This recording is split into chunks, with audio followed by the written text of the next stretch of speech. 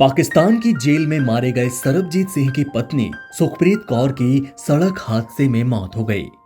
सरबजीत सिंह का 23 साल का सफर सलाखों के पीछे गुजरा, लेकिन उनकी पत्नी सुखप्रीत कौर ने भी कम सजा नहीं काटी। 28 अगस्त साल 1990 ये वो दिन था जब सरबजीत सिंह परिवार से जुदा हो गए।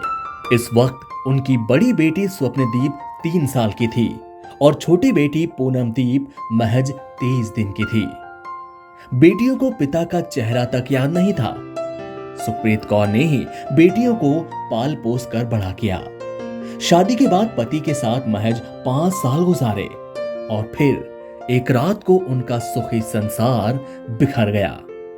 नशे की हालत में पति पाकिस्तान पहुंच गए और जासूसी के आरोप में उन्हें जेल में डाल दिया गया। सुखप्रीत कौर ने अपनी 2 बेटियों स्वप्नदीप और पूनमदीप को पाल पोस कर बड़ा किया और उनके सहारे ही आगे की जिंदगी काटी। लेकिन सुखप्रीत की जिंदगी जहां हादसों से भरी रही, वहीं उनकी मौत भी हादसे में ही हो गई।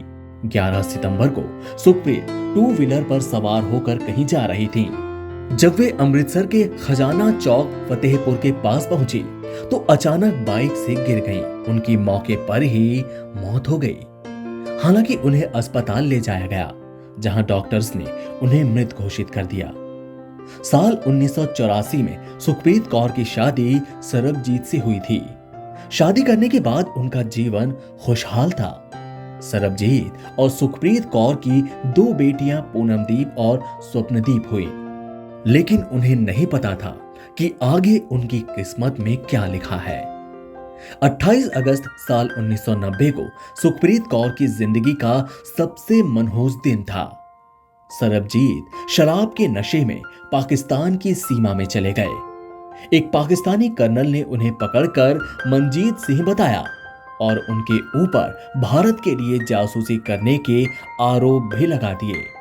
हालांकि सुखप्रीत का साथ उनकी ननद दलबीर ने भी खूब दिया, जिन्होंने सरबजीत की रिहाई को लेकर लंबी लड़ाई भी लड़ी। सुखप्रीत और सरबजीत की छोटी बेटी को संभाला और उसकी मां बनकर उसकी देखभाल की। सुखप्रीत के लिए जीवन का संघर्ष मरते दम तक रहा। वो जिंदगी भर पति के लौटने की राह देखती रही, उन्हें वापस लाने की लड़ाई लड़ती रही। लेकिन 1990 के बाद से उनकी जिंदगी में खुशियां कभी नहीं आई। हादसों से भरी जिंदगी जी और हादसे में ही सुखप्रीत की मौत हो गई। एनबीटी ऑनलाइन की रिपोर्ट।